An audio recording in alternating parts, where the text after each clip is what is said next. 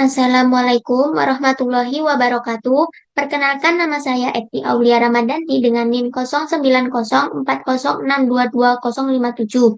Jadi di sini saya ingin mempresentasikan mengenai jawaban untuk UTS mata kuliah Manajemen Layanan Teknologi Informasi. Dalam era globalisasi dan digitalisasi, peran teknologi informasi menjadi elemen penting dalam mendukung operasional dan keberlanjutan organisasi. Untuk mengelola aspek TI tersebut, banyak organisasi yang menerapkan pendekatan terstruktur, salah satunya melalui penerapan Manajemen Layanan Teknologi Informasi. ITSM atau MLTI atau Manajemen Layanan TI adalah praktik, perencanaan, penerapan, pengelolaan, dan pengoptimalan layanan teknologi informasi untuk memenuhi kebutuhan pengguna dan membantu organisasi mencapai tujuan bisnis mereka. Dan tujuan utama dari ITSM adalah penyediaan, penerapan, pengoperasian, dan pengelolaan yang optimal untuk setiap sumber daya IT untuk setiap pengguna di seluruh perusahaan. Pengguna ini dapat mencakup pelanggan, karyawan, atau mitra bisnis. Dan sumber daya IT dapat mencakup perangkat keras, perangkat lunak, atau aset komputasi apapun seperti komputer, aplikasi, solusi penyimpanan cloud, atau server virtual. Dan salah satu framework ITSM yang sering digunakan untuk tata kelola layanan TI adalah ITIL. ITIL ini merupakan kerangka kerja yang paling banyak diadopsi untuk mengimplementasikan dan mendokumentasikan ITSM. ITIL ini terdiri dari proses yang rinci yang mencakup area fungsional seperti strategi layanan, operasi layanan, dan peningkatan layanan yang berkelanjutan. Kerangka kerja ITIL diperbarui secara berkala untuk mencerminkan kebutuhan TI yang berkembang dari bisnis modern. Dan versi terbaru yaitu ITIL 4 berfokus pada transformasi digital dan dirilis pada tahun 2019. Dan ini masuk ke pertanyaan pertama dari UTS, itu mengapa sebuah perusahaan atau industri atau bisnis harus segera menerapkan MLTI? Alasan yang pertama yaitu di era digital, perusahaan semakin mengandalkan sistem IT untuk aktivitas sehari-hari sehingga dengan diterapkannya MLTI dapat membantu memastikan bahwa layanan TI ini tetap handal, tersedia, dan berjalan optimal. Lalu, yang alasan kedua yaitu saat bisnis semakin tumbuh, infrastruktur TI yang semakin berkembang dan menjadi lebih kompleks dengan penambahan sistem, aplikasi, dan perangkat baru. Nah, tanpa MLTI, mengelola infrastruktur yang kompleks akan menjadi sulit dan rentan terhadap kesalahan. Nah, di MLTI ini akan menyediakan kerangka kerja untuk mengelola, memantau, dan memelihara infrastruktur yang lebih baik dan mendukung kelancaran operasional perusahaan. Lalu alasan yang ketiga yaitu pelanggan dan karyawan mengharapkan sistem IT yang cepat dan handal.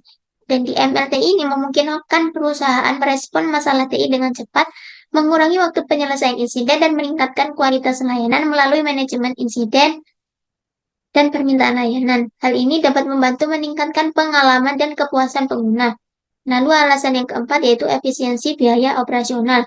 Pengelolaan layanan TI yang baik memungkinkan perusahaan untuk mengidentifikasi dan menghilangkan yang tidak efisien dalam proses operasional dan memprioritaskan investasi dalam infrastruktur yang benar-benar diperlukan. MLTI ini dapat membantu memaksimalkan nilai aset TI, mengurangi pengeluaran yang tidak perlu, dan meningkatkan efisiensi sumber daya perusahaan. Lalu alasan yang kelima yaitu untuk tetap kompetitif, perusahaan perlu mampu mengadopsi teknologi baru dengan cepat. Dan di MLTI ini memungkinkan perusahaan untuk memperkenalkan perubahan teknologi dan meningkatkan layanan dengan lebih aman dan efisien. Dengan MLTI, perubahan yang dilakukan dapat dengan gangguan minimal, memastikan bahwa perusahaan dapat berinovasi tanpa mengurangi layanan yang ada. Lalu pertanyaan yang kedua yaitu pilih salah satu praktis pada MLTI dan beri penjelasan. MLTI memiliki 34 praktis yang dirancang untuk membantu organisasi dalam mengelola berbagai aspek teknologi informasi secara efektif. Dan salah satu praktis yang akan dibahas di sini adalah mengenai IT Asset Management atau ITAM. Praktis ini berfokus pada pengelolaan seluruh siklus hidup aset TI, mulai dari perencanaan, akuisisi, hingga penghapusan aset, untuk memastikan bahwa aset-aset tersebut digunakan dengan efisien dan sesuai dengan kebutuhan organisasi. Adapun Proses dari IT Asset Management biasanya melibatkan langkah-langkah berikut. Yang pertama yaitu identifikasi aset. Langkah pertama dalam ITAM adalah membuat inventaris terperinci dari semua aset TI. Ini memungkinkan identifikasi yang mudah dan memastikan bahwa aset yang tidak diperlukan dapat dioptimalkan untuk efisiensi yang lebih besar. Lalu langkah kedua itu pelacakan aset, yaitu melibatkan penggunaan alat atau sistem untuk memantau aset TI secara terus-menerus.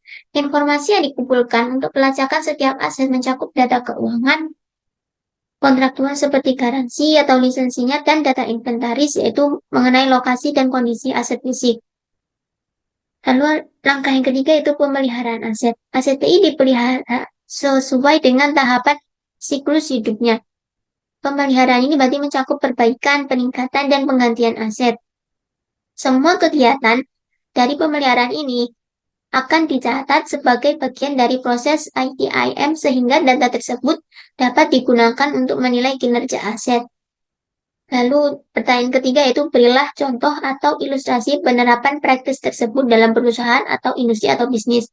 Untuk pertanyaan ini saya mengambil referensi dari jurnal yang berjudul Implementasi ITIL V4 Framework IT Asset Management Practice pada PT Integrasi Data Nusantara.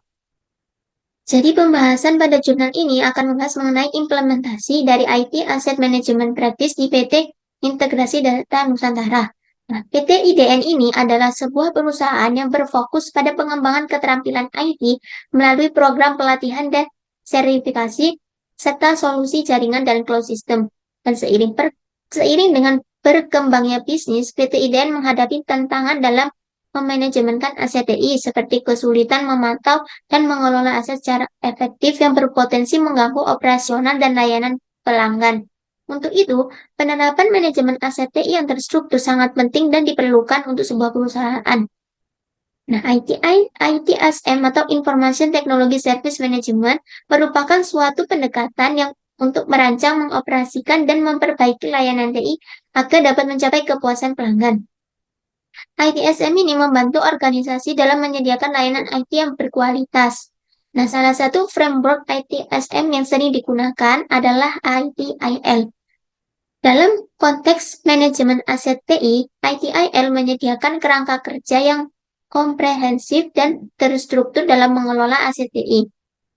IT Asset Management ini dapat memfasilitasi manajemen sumber daya, menyediakan anggaran aset, dan mengukur efisiensi sumber daya dari investasi aset hingga mengelola aset sepanjang siklus hidup dari aset TI. Selain itu, IT Asset Management bertujuan untuk merancang dan mengelola siklus hidup dari aset TI. Penggunaan ITIL V4 Framework IT Asset Management Practice dapat membantu organisasi dalam mengimplementasikan manajemen aset TI yang efektif dan terstruktur. Ini adalah contoh atau ilustrasi penerapan praktis IT Asset Management di PT Integrasi Data Nusantara. Jadi alur untuk implementasi ITIL V4 Framework untuk praktis IT Asset Management di PT IDN ini adalah sebagai berikut. Yang pertama, analisis gap.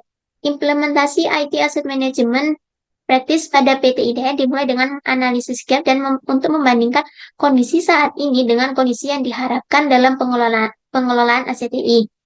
Dan melalui wawancara dengan para stakeholder ditemukan beberapa masalah seperti kesulitan untuk memantau dan mengelola lokasi aset TI yang sering tidak termonitor, IT Asset Register yang digunakan belum teroptimasi secara efektif, dan SOP yang belum terbentuk.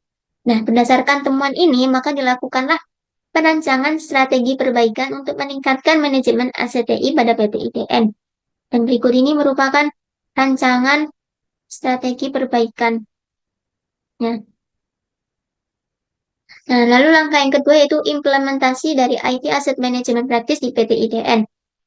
Nah, PT IDN akan memulai proses implementasi dengan langkah awal yaitu mendapatkan data aset TI yang terpercaya melalui analisis kebutuhan aset. Tim IT melakukan identifikasi terhadap semua aset perusahaan, termasuk seperti perangkat keras, perangkat lunak, dan lisensi yang digunakan.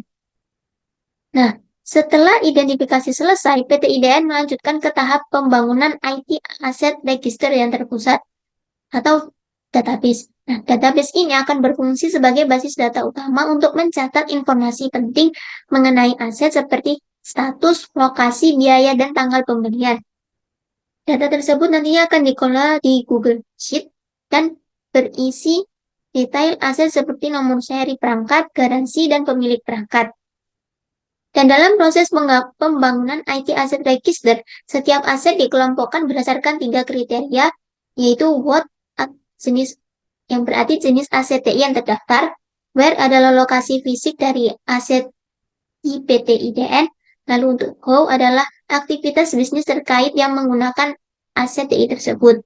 Dan dengan informasi yang tersimpan secara terstruktur dalam IT Asset Register, perusahaan dapat mengakses dan memantau data dengan lebih mudah, meningkatkan visibilitas serta kontrol atas seluruh aset TI yang ada di PT IDN. Nah, lalu yang ketiga itu akan dilakukan pembuatan SOP untuk pengelolaan aset. PT IDN akan menyusun SOP atau Standar Operational Procedure untuk memastikan bahwa setiap aktivitas terkait pengelolaan aset TI dilakukan sesuai standar diterapkan. Tahapan perancangan dokumen SOP ini disusun berdasarkan usulan dari analisis gap dengan cakupan prosedur seperti perbaikan aset TI dan aktivitas lainnya yang berhubungan dengan tata kelola IT Asset Register.